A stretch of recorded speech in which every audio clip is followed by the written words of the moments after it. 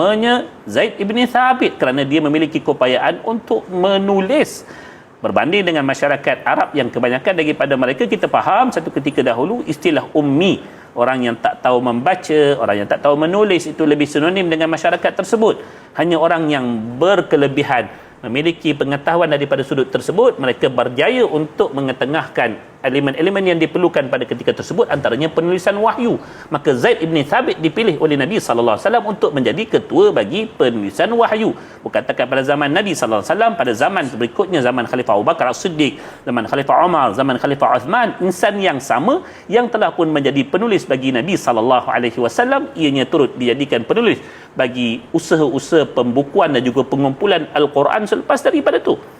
Begitu juga dengan sahabat-sahabat yang memiliki tanggungjawab ataupun kelebihan-kelebihan daripada sudut kepimpinan. Maka mereka dipilih untuk menjadi pemimpin-pemimpin bagi sesi-sesi yang berlaku.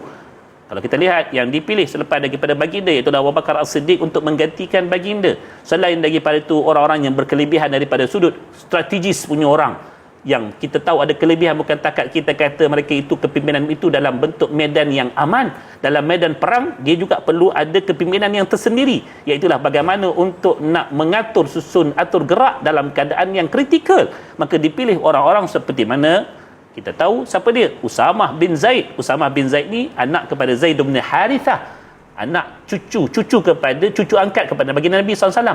Nabi pilih anak muda ni, tuan-tuan, dia merupakan orang yang tak cecah usia 20-an pun.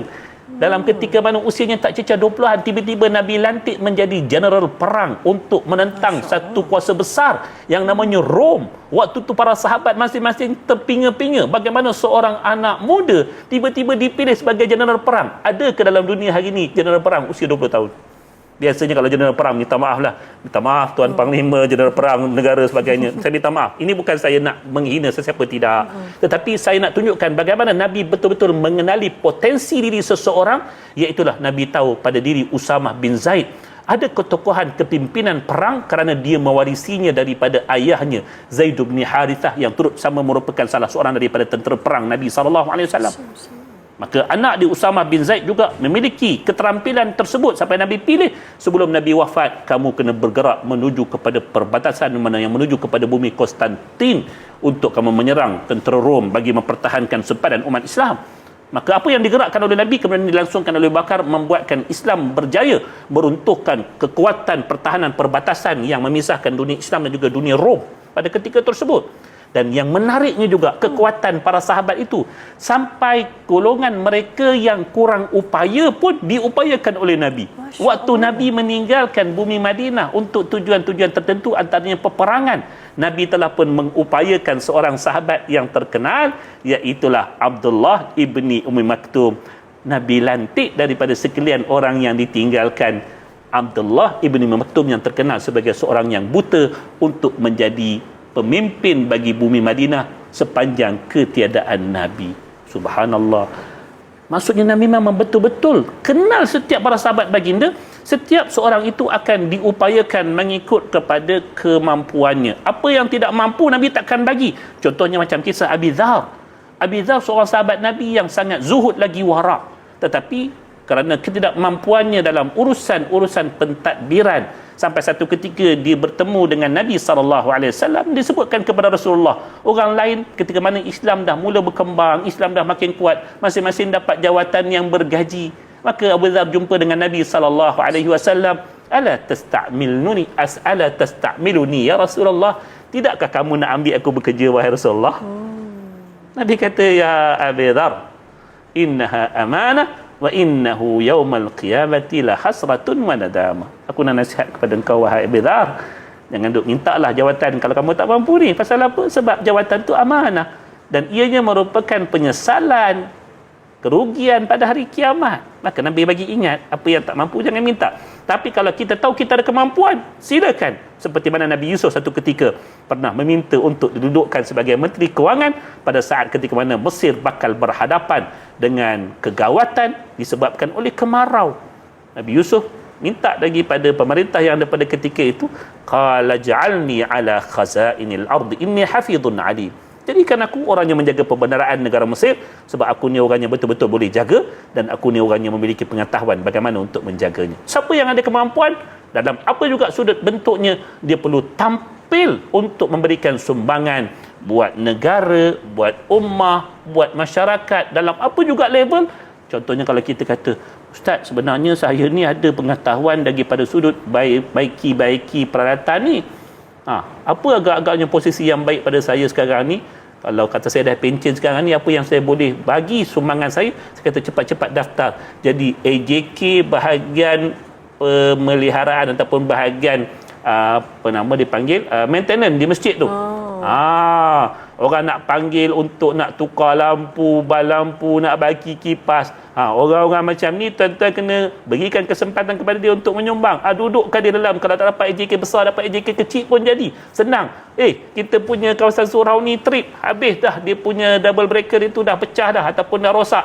Orang tu tengah-tengah malam boleh datang baiki, senang-senang je. Kalau tidak, dah kena tunggu esok barulah masjid ada lampu, jenuh kita.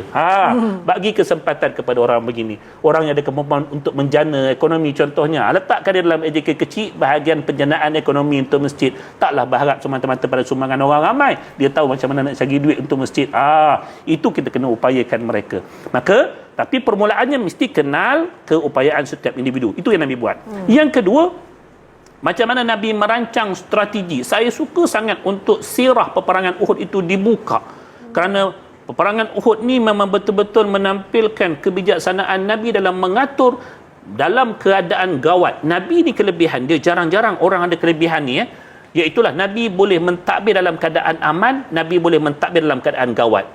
Tak semestinya panglima perang ketika mana didudukkan pada kedudukan seorang pemerintah negara dalam keadaan aman, dia mampu untuk nak membawa negara ke arah kejayaan. Sebab apa? Sebab fikir dia, aku perlu mengurus dalam keadaan gawat. Mengurus dalam keadaan gawat tak sama mengurus dalam keadaan aman. Mengurus dalam keadaan aman tak sama dalam mengurus dalam keadaan gawat. Orang yang ada kemampuan begini, ianya mencontohi diri Nabi SAW. Nabi merupakan ketua pentadbiran di Madinah, dia juga merupakan panglima di medan perang. Antara yang ditunjukkan iaitulah pada peperangan Uhud, bagaimana Nabi memilih 50 orang sahabat untuk menduduki Bukit Pemanah, satu strategi yang mana pada ketika mana ia berlaku, kita yang melihat senario peperangan Uhud ianya adalah merupakan strategi yang sangat-sangat ampuh. Saya kata siapa yang buat strategi itu adalah orang yang mesti kena keluar daripada sekolah peperangan yang hebat. Paling kurang dia kena baca buku Sun Tzu dulu, orang kata. Contohlah buku Sun Tzu ni buku yang ditulis oleh seorang panglima perang China untuk mengajarkan tentang strategi peperangan, bagaimana untuk memenangi peperangan dalam bentuk strategi-strateginya. Maka ini yang perlu ada konon-kononnya. Tapi pada diri Nabi yang dipimpin oleh Allah, pembelajaran terhadap sirah peperangan Uhud ini ianya merupakan strategi perang yang sangat-sangat bernilai tinggi untuk mana-mana situasi perang dulu dan juga sekarang.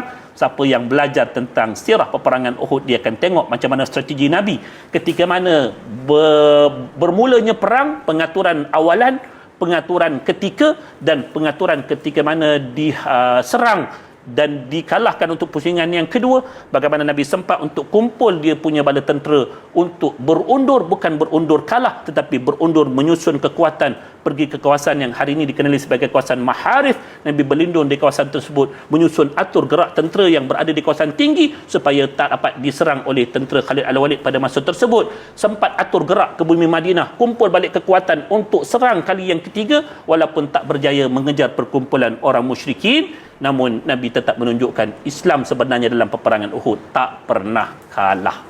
Orang kata peperangan Uhud Nabi kalah, tak.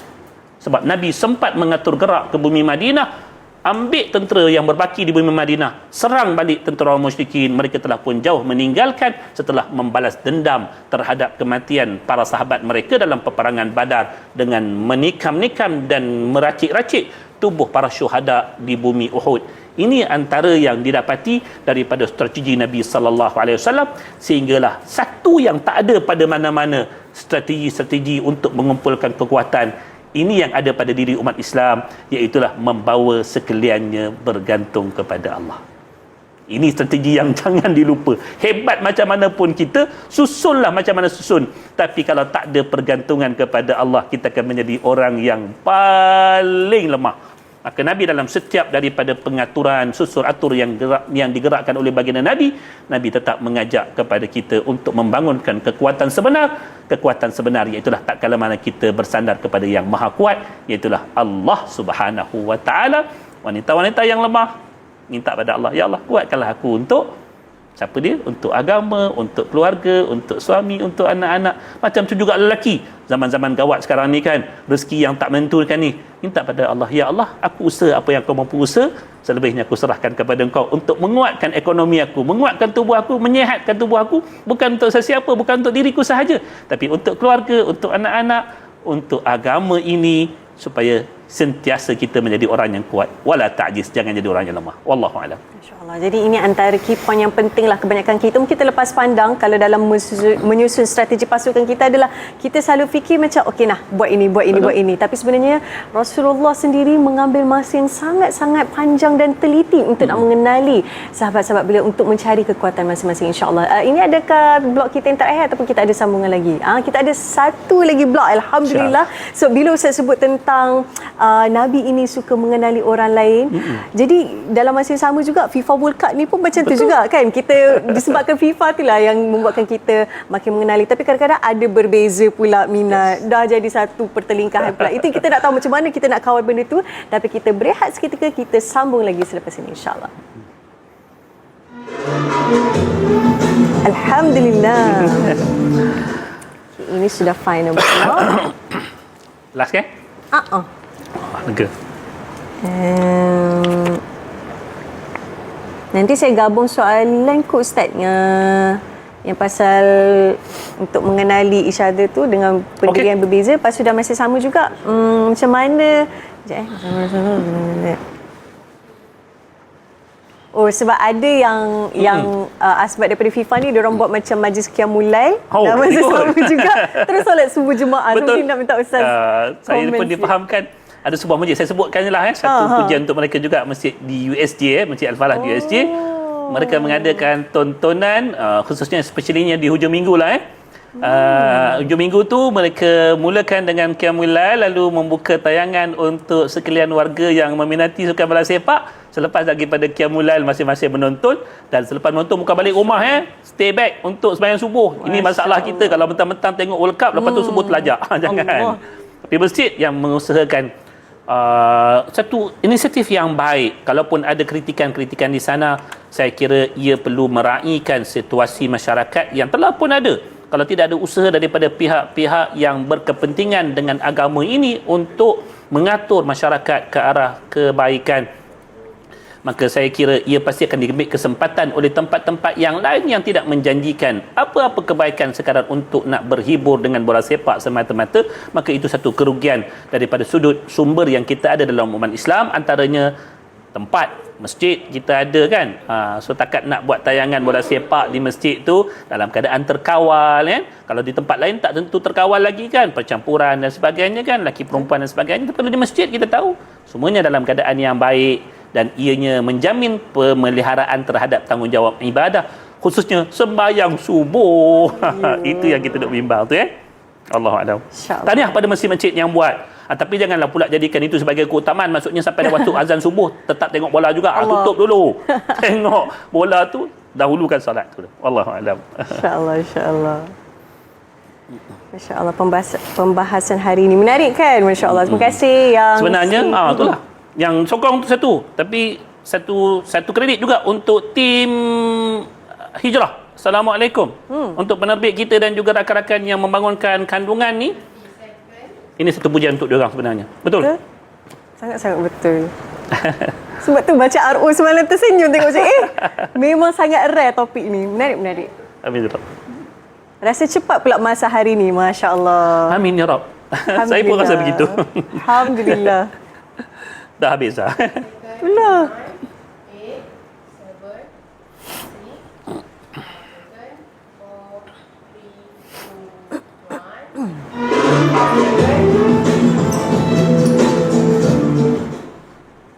Alhamdulillah, ini dah pun blog yang terakhir. Sebenarnya kalau kita tengok di komen TikTok, ada yang kata macam rasa cepat pula masa hari ini. Dan Ustaz pun rasa lebih kurang sama ya? Ya. Masya-Allah, cepatnya masa berlalu ni mudah-mudahan menunjukkan keminatan kita dan berkatnya waktu kita dalam berada dalam majlis ilmu.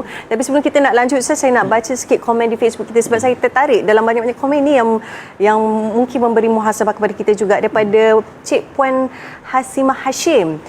Beliau berkata pernah aksiden bas terbalik. Masa tu umur 20 tahun, tak ada jalan nak keluar. Allah bagi kekuatan, saya menendang cermin belakang bas tu sampai tercabut. Semua keluar ikut laluan tu dan semuanya selamat keluar. Alhamdulillah. Jadi ini menunjukkan, Masya Allah, ini bukan sahaja kekuatan fizikal, jadi kekuatan dalaman juga untuk nak menyelamatkan ramai orang. Masya Allah, ini adalah satu kepujian yang penting. Alhamdulillah, Puan Hashimah masih lagi selamat bersama kita. Alhamdulillah. Dan kita nak kongsi sikit dengan para penonton daripada surah Al-Hujurat ayat ke-13, sebab ada kaitan dengan apa yang kita nak tanya soalan kejap lagi, di mana maksudnya, wahai manusia, sesungguhnya kami telah menciptakan kamu daripada seorang lelaki dan seorang perempuan, dan kami telah menjadikan kamu berbangsa-bangsa dan bersuku-suku supaya kamu saling mengenali. Sesungguhnya orang yang paling mulia di sisi Allah ialah orang yang paling bertakwa antara kamu. Sesungguhnya Allah Subhanahu Wa Taala Maha mengetahui lagi Maha mendalam pengetahuannya. Masya Allah. Sebab teringat bila Ustaz sebut tentang saling mengenali ni, ini antara trik paling utama yang Rasulullah terapkan dalam nak menyusun strategi pasukan tu kan. Tapi dalam masa yang sama juga Ustaz, bila kita saling mengenali ni pasti ada perbezaan pandangan, minat. Jadi macam mana kita nak kawal benda ni? Dan dalam masa yang sama juga kita nak minta Ustaz mungkin berikan sedikit komen tentang baru-baru ni Masjid USJ Ustaz. Saya difahamkan begitu. Seingat saya bagaimana sebuah masjid yang mengambil inisiatif untuk menyesuaikan keinginan ataupun kegemaran masyarakat tu, membawanya ke jalan yang lebih terpimpin daripada sudut dunia dan juga ibadahnya. Tahniah kepada sebuah masjid di kawasan Petaling Jaya ataupun USJ yang telah pun mengadakan tayangan World Cup di masjid untuk memastikan bukan takat kita kata berlakunya perhimpunan sosial seperti mana berlaku di tempat-tempat yang lain, tapi kita faham waktu siaran jam 2 pagi, 3 pagi itu akan memungkinkan kita tak berjaya untuk mencapai kemenangan yang sebenar dalam hidup, iaitulah mendirikan solat. Kalau tayangan tu dah mula pukul 3, alamatnya habis jam 5 pagi, mesti ada kemungkinan subuh pagi tu subuh dinosaur kan. So, Masya Allah. Maka apa yang telah pun diusahakan oleh pusat-pusat keagamaan sebegini, khususnya masjid lah untuk memastikan masyarakat terjaga ibadah mereka di samping melunaskan kegemaran masing-masing. Satu pujian kepada tempat tersebut. Cuma tadi saya ingatkan kepada rakan-rakan TikTok kita, jangan pula itu jadikan sebagai aktiviti utama. Nanti bila dah sampai kepada waktu azan dilaungkan, kalau masih lagi berlangsung perlawanan, masjid kena ambil tindakan. Hentikan dulu, tunaikan sembahyang, habis sembahyang sambung balik. Kalau tak sempat tengok yang saat-saat akhir tu pun tak apa, highlight ada. Itu saja. Jadi itulah antara kita, sebenarnya asbab daripada permainan sukan ini menyatukan hati orang. Dalam masa yang sama juga, ini adalah salah satu strategi juga untuk kita nak menarik ramai orang untuk dekat masjid. Masya Allah. Jadi sebab itu Ustaz, berbalik pada topik tadi tu, yang pasal perbezaan tu, kita saling mengenali, dalam masa sama ada perbezaan pandangan dan juga minat. Macam mana kita nak bagikan dalam keadaan harmonis? Sebab sebagai contoh dalam pertandingan, sebagai contoh, ada menang dan kalah ni adalah adab permainan lah. Jadi macam mana untuk kita kawal benda tu agar kita masih lagi beradab? Kita faham masing-masing ada kecenderungan ataupun minat masing-masing. Kalau saya dengan tim Jerman saya, yang lain dengan tim yang lain, masing-masing tak boleh menyalahkan pilihan minat masing-masing. Seperti mana hari ini kalau kita berpakaian masing-masing dengan pilihan warna, siapa pun tak boleh mendakwa warna yang ini adalah aktiviti riadah ataupun sukan ni sebenarnya adalah menunjukkan kita ini manusia. Betul. Kadang-kadang ada menang kalah tu biasalah, ada rasa macam sedih ataupun mungkin ada sedikit perbezaan pandangan dan sebagainya. Tapi itu menunjukkan mereka adalah manusia dan kita pun jangan menghukum orang. Betul. Masya Allah. Jadi dalam masa yang sama juga, kita dibaki-baki berapa minit lagi Ustaz. Mungkin Ustaz boleh berikan sedikit peringatan untuk kita. Bila kita sebut tentang sukan, aktiviti riadah ni, ada satu perkara yang bagus. Betul. Bukan sahaja untuk kita punya jasmani, mental, tapi juga untuk dari segi sudut kesediaan kita untuk melakukan ibadah. Cumanya mungkin Ustaz boleh berikan sedikit guideline, mungkin dari segi sudut pakaian kita bila kita nak melakukan aktiviti riadah, ataupun untuk menjaga batas-batas. Sebab kadang-kadang bila kita bersukan, kita seronok, kita terlupa. Ustaz boleh kongsikan sedikit peringatan untuk kita. Ibadah dalam sudut pandang Islam dia terbahagi kepada dua. Satu yang namanya ibadah khusus. Ibadah khusus ni ialah apa yang telah pun disebutkan secara khusus perintah baginya untuk kita mengerjakannya seperti mana salat, puasa, zakat, haji dan sebagainya. Manakala jenis ibadah yang kedua dikenali sebagai ibadah umum, apa yang disebutkan sebagai ibadah umum, sekalian apa yang kita kerjakan demi untuk mencapai redha dan kasih sayang Allah pada diri kita, maka itu juga termasuk daripada bahagian ibadah yang termasuk daripada bahagian ibadah umum. Maka kita sebutkan tentang sukan, secara khususnya main bola, bila mana kita nak menjadikan ia daripada bahagian ibadah, walaupun ia mungkin termasuk daripada bahagian ibadah umum, namun ia tetap berpeluang memberikan kepada kita pahala.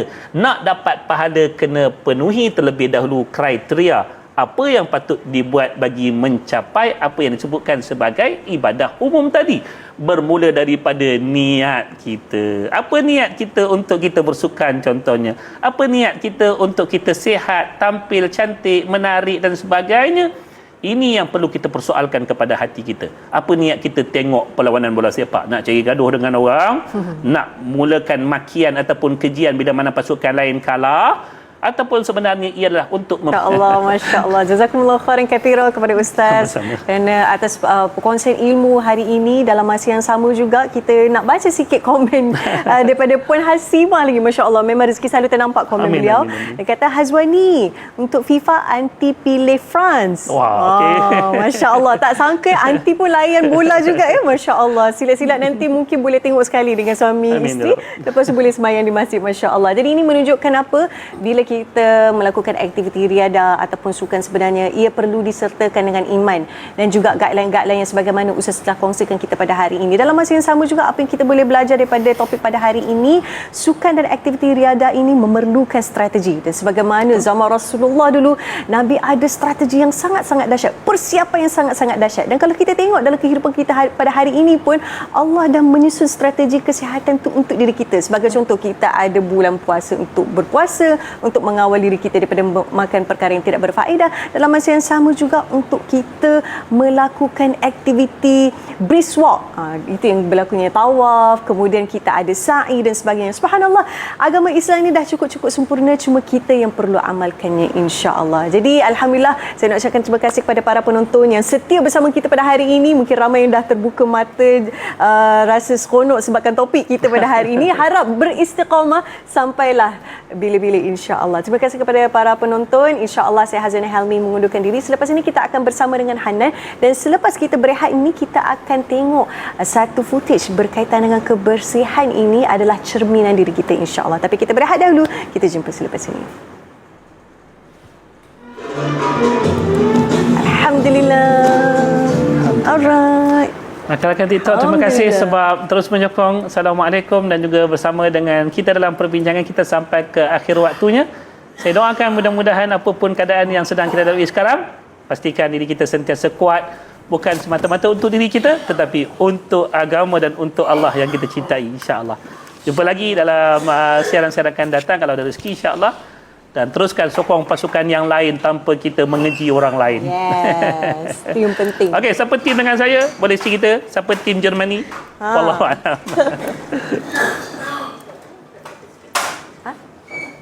Ada lagi? Oh, Masya Allah. Terima kasih kepada yang tonton. Masya Allah.